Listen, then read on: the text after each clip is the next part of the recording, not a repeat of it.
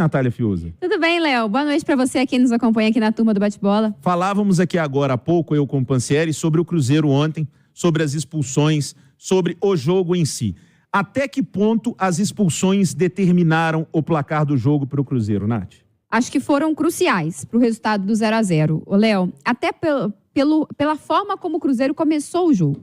Se o Cruzeiro tivesse começado o jogo sem pressionar, sem encurralar o Tombense, sem criar volume de jogo, talvez a gente pudesse até dizer que as expulsões não teriam impactado tanto. Mas pela forma como o Cruzeiro começou, pela postura que o time apresentou nos minutos iniciais. Eu lembro que o Piquetito me chamou por volta dos 30 minutos e eu falava, olha, o Cruzeiro já tem 7 finalizações contra nenhuma do Tombense, o Cruzeiro tem quase 70% de posse de bola, o Cruzeiro já levou perigo em alguns lances, teve o lance da cabeçada do Zé Ivaldo, teve o lance do João Marcelo, já tinha tido aquele escanteio que o Matheus Pereira tentou cobrar direto. Uma hora esse gol olímpico vai sair. E o Felipe Garcia tirou providencialmente. Então eu falei pro Piquetito, olha, diante de todo esse cenário, acho que o gol do Cruzeiro tá maduro. Tá faltando ali um ajuste, um capricho no arremate. Já tinha tido aquele lance em que o Marlon avança para a linha de fundo, faz o cruzamento e o Papagaio não estava na área, ninguém estava na área. Eu falei, então é ajustar essas questões que uma hora o gol vai sair. E aí eu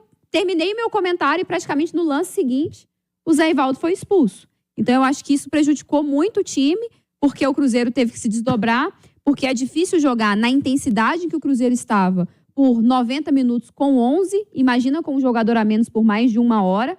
Eu acho também, ali já dando uma cornetada, que o Larcamón demorou um pouco para mexer no time. Eu achei que a estratégia de recuar o Romero para a zaga, para terminar o primeiro tempo, foi a melhor possível. Acho que não tinha que queimar uma substituição ali, mas foi o pior momento do Cruzeiro no jogo também. Acho que foi a hora que o time estava mais desajustado, Tombense pressionou, tentou roubar a bola. Mas eu acho que, de modo geral, o Cruzeiro, se não tivesse tido as expulsões, em especial do Zé Ivaldo, porque a do Marlon já foi bem no final, o Cruzeiro poderia ter vencido. Alexandre Simões, tudo bem, professor? Tudo tranquilo, Léo? Tudo em paz. Professor, o Tombense jogou contra um bom tempo, né? Contra 10 jogadores no Cruzeiro e teve até a reta final contra 9. E nem assim conseguiu fazer um gol no Cruzeiro. A fatura vai ser decidida com tranquilidade na volta ou o cruzeirense tem algum motivo para ficar preocupado? Léo, eu não acredito em tranquilidade, não. Não acredito em tranquilidade. O componente decisão entra em campo, sem dúvida nenhuma. A gente não sabe como que o Cruzeiro vai se comportar com o Vidalba na lateral esquerda, né? Porque ele é a única opção, né? O Kaique tá machucado. O Pansieri acabou de falar que para este jogo ainda não, que o Kaique tá voltando, já tá treinando, fazendo alguns treinamentos, mas para este jogo ainda não. Então, é esse tipo de situação, né? O jogo de ontem, né?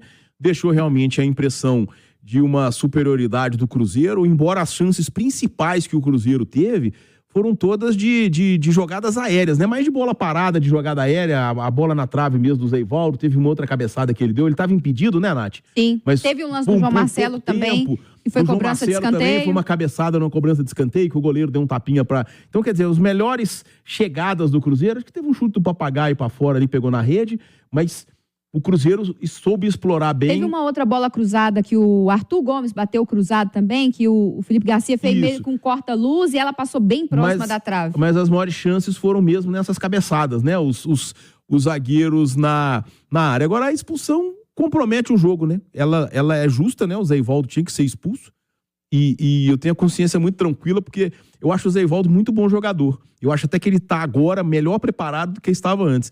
Mas você vai se recordar, quando ele foi contratado no ano passado, eu destaquei que o Zé Ivaldo tem um problema sério no que diz respeito a comportamento em campo. Isso é comportamento, né? Isso é comportamento. Ele exagera demais na intensidade dos lances.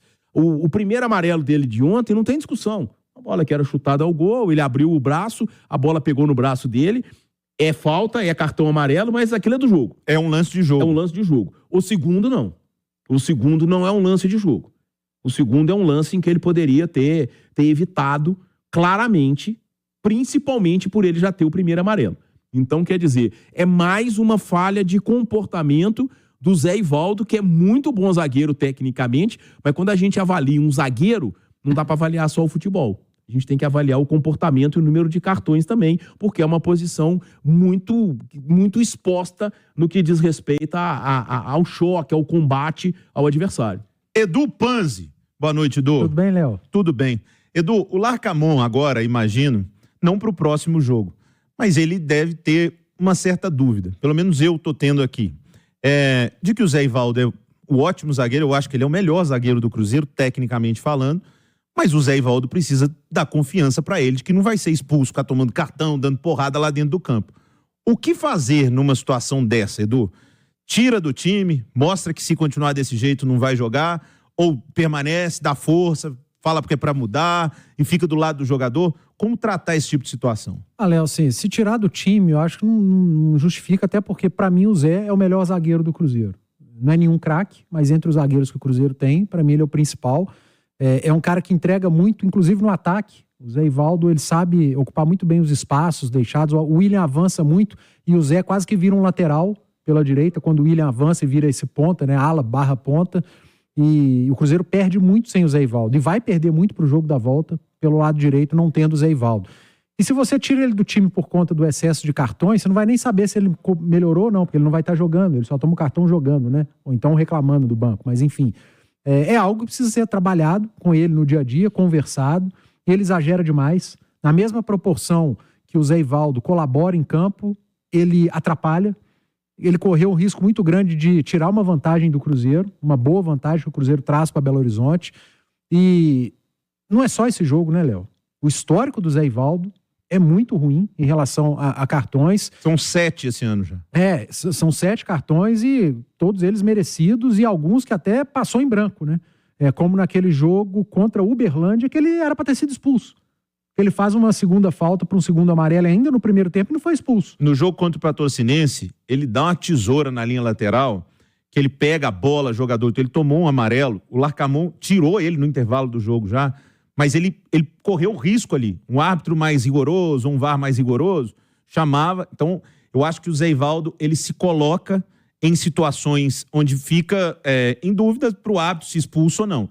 E a de ontem, eu fiquei mais embasbacado, porque o jogador tombense estava sendo marcado por outro jogador do Cruzeiro e ele chegou solando bola, tudo ali. Não era necessário. O Zé Ivaldo não tem tomado cartões que muitas vezes o zagueiro precisa tomar. É para matar um lance, é para evitar um gol. Então, o Zé Ivaldo ou ele coloca a cabeça no lugar ou ele vai perder o lugar no time, sendo ele o melhor zagueiro. Sem dúvida nenhuma. E aí o Larcamon acabou correndo risco, né, quando ele não coloca outro zagueiro. O Cruzeiro ficou com uma zaga muito baixa. Ele correu riscos no jogo e só foi mudar depois que o Rafael Cabral pediu, né? O Rafael Cabral falou que a zaga estava muito baixa, aí o Larcamon muda. E o jogo da volta, Léo, não dá para cravar nada, né? Porque o futebol não deixa a gente cravar nada. O Cruzeiro é favorito contra o Tombense, mas o Zé Ivaldo foi expulso com 30 minutos do primeiro tempo e mudou o jogo. Isso pode acontecer de novo. Não estou dizendo nem de uma expulsão, mas o futebol ele tem um imponderável. O lado imponderável conta demais. E é um mata-mata. Segue sendo favorito, segue com a vantagem, isso é muito importante, vai jogar em casa, mas cravar alguma coisa em jogo de mata-mata, independentemente da distância técnica entre um e outro, eu não me arrisco. Arena MRV, Alexandre Simões, com destaques para Hulk, Paulinho marcando gols, o Arana jogando muito bem, mas o que eu mais ouvi foi assim, professor, mas se o Mateuzinho faz aquele gol, era outro jogo. É isso mesmo, professor? Ô Léo, os últimos clássicos de Minas Gerais, quem faz o primeiro gol não perde. Vamos pegar aí, na fase classificatória. 1-1, América e Atlético. Cruzeiro ganhou até 2-0, perdeu para o América 2-0. Ano passado no Brasileirão, Cruzeiro fez 1-0 no Atlético, até fez 1-0 no Cruzeiro. Os clássicos do América com o Cruzeiro, com o Atlético, qual virada teve? A última virada foi 2022, né? Aquele jogo da fase classificatória. Então o primeiro gol tem feito muita diferença nos nossos clássicos, que têm sido muito, muito equilibrados. Agora, há um ponto, Léo, que quando a gente chega na fase decisiva, né, na fase mata-mata, semifinal, final, essas competições, a qualidade técnica, ela faz diferença, né? Aquele famoso do Ronaldinho, quando tá valendo, é mais ou menos isso, né? Quem tem a melhor qualidade, e naquele ano o Atlético tinha uma qualidade muito superior ao São Paulo, é o que acontece do Atlético hoje com o América. A bola caiu no pé do Mateuzinho, ele não conseguiu fazer o gol. A bola caiu no pé do Paulinho 2 vezes, a mais difícil delas, ele já tinha feito o gol, foi marcado impedimento depois, mas fez um golaço, que foi anulado por impedimento, e depois o Arana dá um passe para ele, o Arana não jogou a bola para a área, o Arana percebeu que o Paulinho recua o movimento, pode olhar que a zaga do América está praticamente toda em linha, quase na linha da pequena área, e o Arana dá um passe pro Paulinho, que está quase na marca do pênalti, fazer o gol do Galo. Então, quer dizer, o futebol, o componente principal dele é a qualidade, é a individualidade.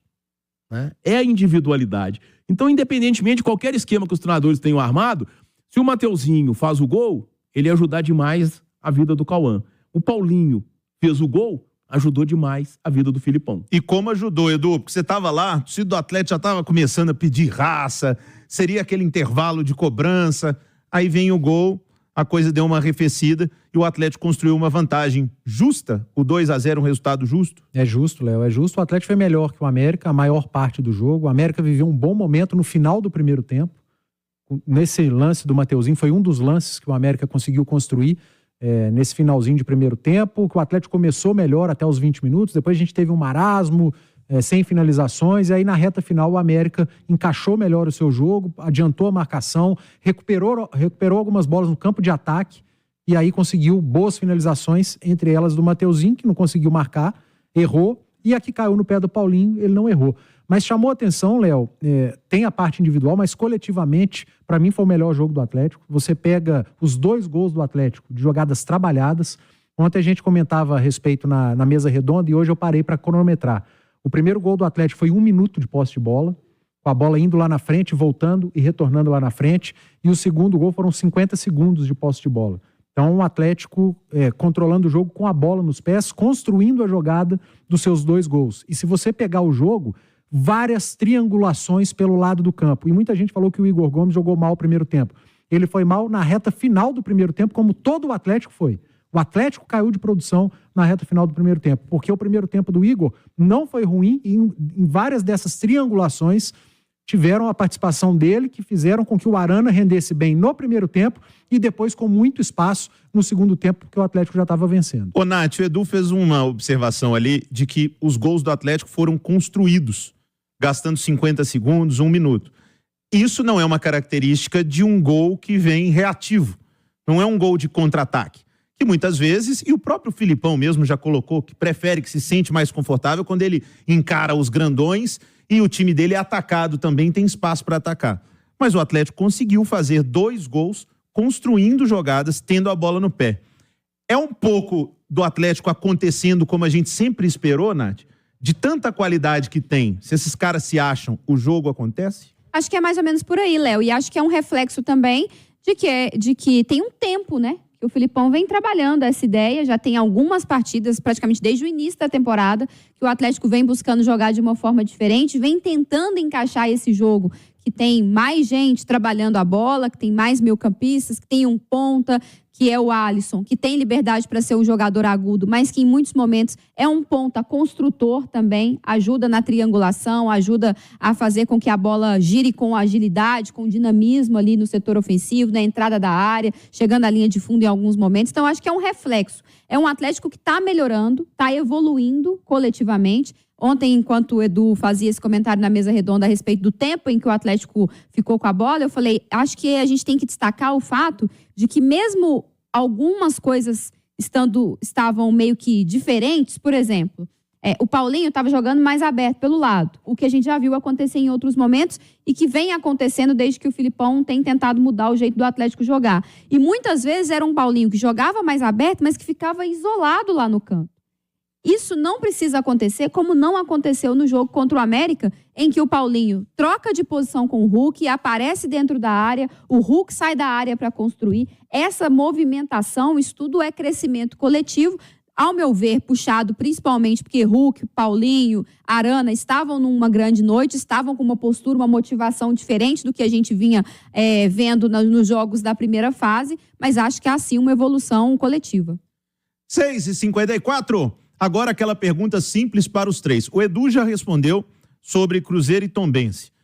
Ô, Nath, o Tombense consegue tirar o Cruzeiro? Sabe por que eu estou fazendo essa pergunta tão óbvia? Porque o Tombense jogou contra 10 jogadores durante 1 hora contra o Cruzeiro, não conseguiu fazer um gol. Teve mais 10 minutos jogando contra 9 no Cruzeiro e não conseguiu fazer o gol. O Tombense vai conseguir fazer gol e vencer o Cruzeiro jogando no Mineirão? O impossível acontece muitas vezes no futebol, mas a lógica é que o Tombense não consiga. Por quê? Mesmo nos momentos em que o Tombense teve mais gente dentro do campo, o Tombense parou nas suas próprias limitações. E essas limitações elas não vão mudar ou acabar de um domingo para o outro sábado. É o mesmo Tombense que vai estar em campo. São os mesmos jogadores que, por vezes, na hora de finalizar, de tomar a última decisão, na hora de dar o último passe, de caprichar mais, de mostrar mais habilidade, falharam. Acho que a gente não pode tirar também o mérito do Cruzeiro, que correu muito, que se desdobrou, que teve uma entrega absurda. Eu até destacava depois no apito final, Léo, o Cruzeiro jogou mais de 1 hora com um atleta a menos, o finalzinho com 2 atletas a menos, e eu não via assim, a gente via que os jogadores estavam muito cansados, obviamente, mas não via ninguém extenuado, ninguém saiu por cãibra, estava todo mundo conseguindo levar, as mudanças foram necessárias, mas acho que elas já aconteceriam. Se Fuentes tem entrado, acho que era jogo para o Barreal, ele ia entrar, mas acabou não entrando por causa da expulsão do Marlon, mas a preparação física do Cruzeiro me chamou a atenção como um ponto positivo.